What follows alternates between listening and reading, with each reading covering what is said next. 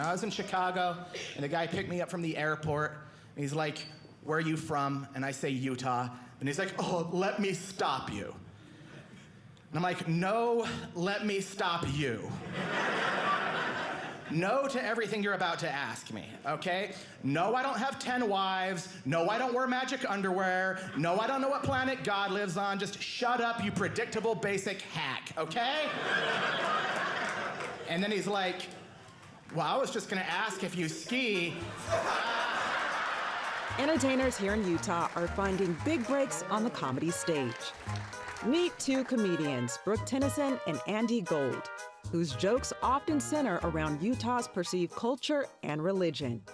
Come backstage with us to get a closer look at how these jokes are formed for different audiences. Plus, learn what it takes to toe the line between funny and offensive in Utah. I'm Liz Adeola, and this is Utah. From clean to not so clean comedy, comedians are bringing crowds together for a good laugh. And they make it look easy. I found out it certainly is not. Here's a special shout out to our sponsors. Thanks for your support.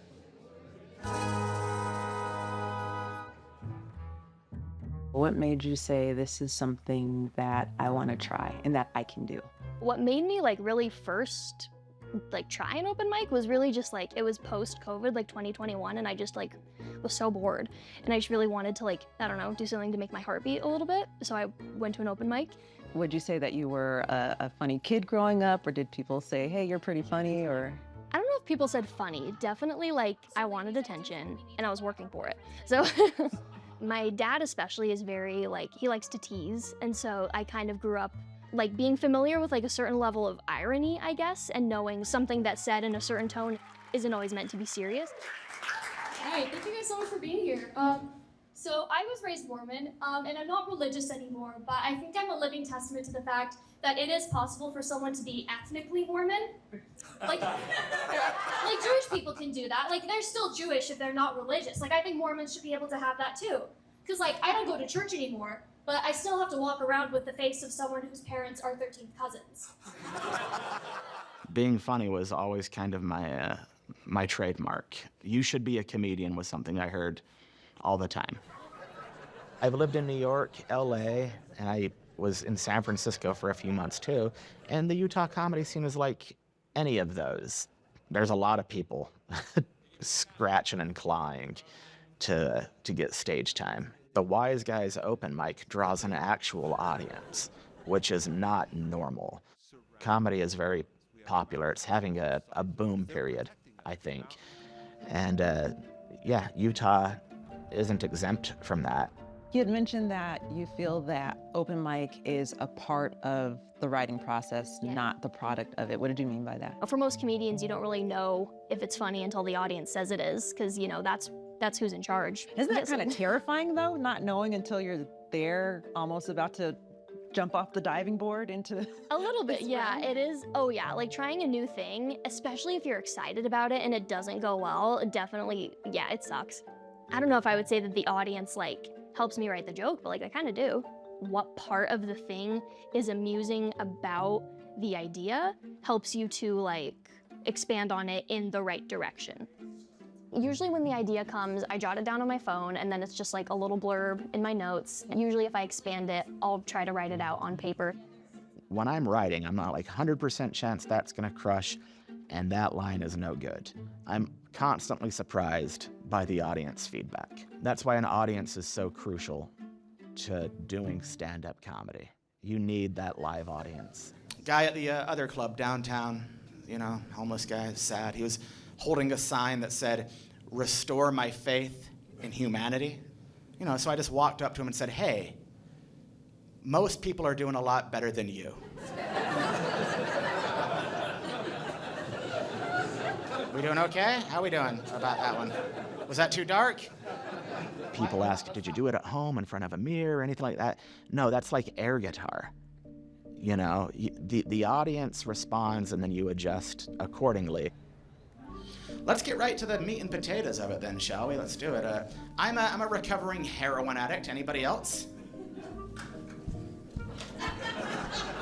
Anybody not in recovery but currently using heroin? Anybody actively? People are thrown by it because I don't really look the part. This whole thing ain't really screaming heroin addict. I look more like a bully from a 1990s Disney movie. Or I discovered heroin in 2004, and it became everything for me. I loved it. And the turning point was in October 21st, 2009, when I overdosed, stayed in the hospital for 1 week in the intensive care unit, and left directly from the hospital to rehab. And most of my downtime I spent watching TV, and I watched Comedy Central, and found myself actually becoming a fan of stand-up comedy. People told me I was funny my whole life, but I never really consumed comedy. But now an actual interest in stand-up comedy itself was starting to take hold. I Googled stand-up comedy, Salt Lake City, and Wise Guys was the first place that popped up. And I remember driving to the club, peeking through the windows to kind of see where the stage was and how it's all laid out, and thinking, okay, I'm gonna try this, I'm gonna try stand-up comedy. So I'm very glad that first set went so well, because that diluted me enough to keep me going until I actually kind of figured out how to do it. The whole next day, I didn't think about heroin once. All I thought about was comedy. What jokes am I gonna do next time? Most people try in comedy. The fantasies about maybe becoming famous and making a ton of money or something. I wanted to find something that was fun enough where I didn't need to use. My goals were very, very modest. Noelle! Andy's pre-show routine has evolved over the years, from crafting a tight set list of jokes written out verbatim to what he calls a flexible Rolodex of material.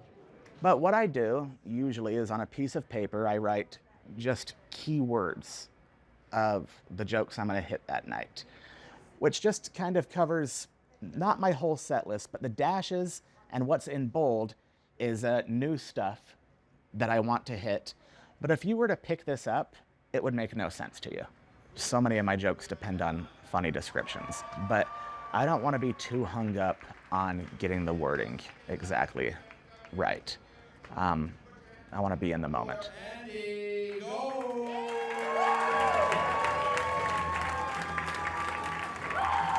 I feel good about making people happy. I like people driving home and saying, hey, I'm glad we did that tonight. Timing and pulling the right punches are often key ingredients in landing a good comedy set. But knowing specific insights about the audience is just as vital. As members of the Church of Jesus Christ of Latter-day Saints, brothers Neil and Jeffrey Harmon say they saw a need for entertainment that aligned with middle American values.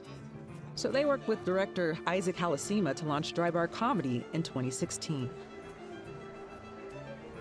The thought was, there are thousands of comedians all over the country doing the circuits.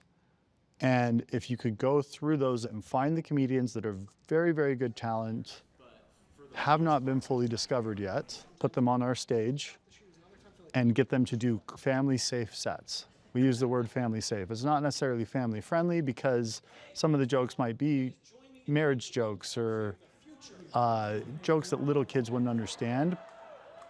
It's hard to bomb in Dry Bar. Yeah, you have to keep it clean, but they want to come and have a good time. You guys, I don't want to be one of these comedians who says something triumphant just to get an applause break, but over the last couple years, I've put on about 40 pounds, huh? Yeah, thank you.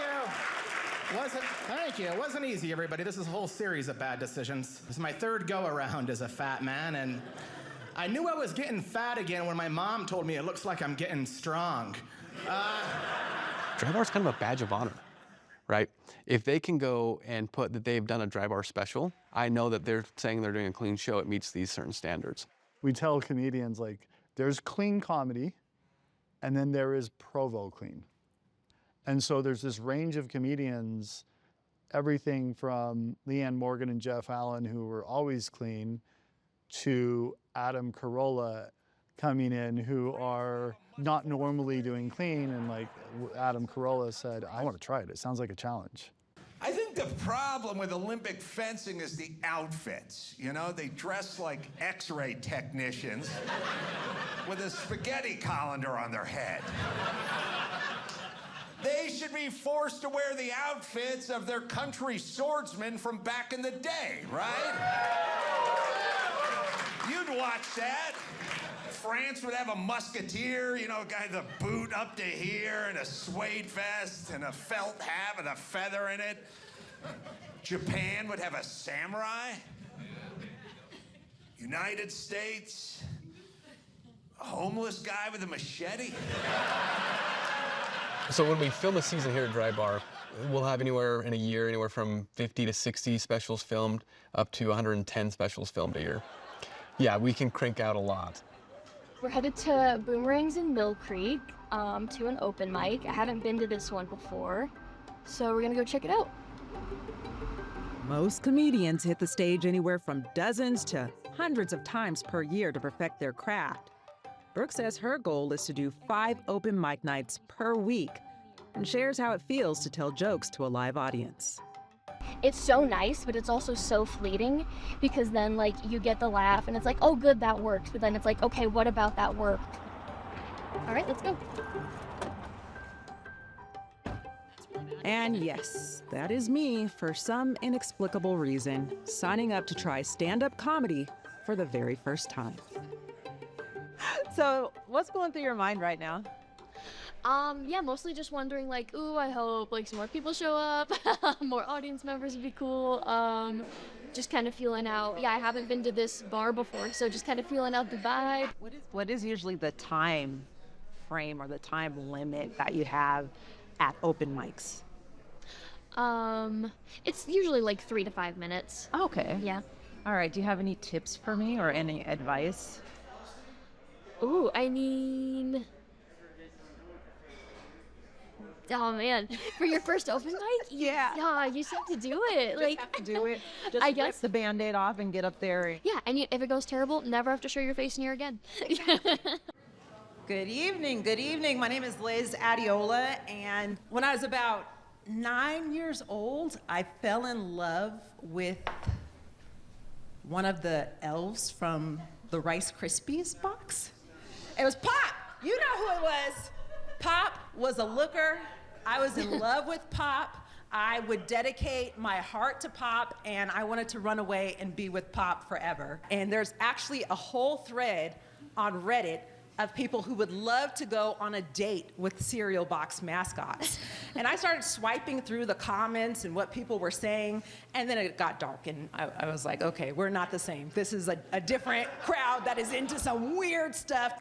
Thank you for not booing me off the stage, and that is my time. Have a good night. I've lost some weight recently. I've lost about 70 pounds, which is, yeah, it's like an interesting thing because I look different, right? So obviously people notice and they want to make comments.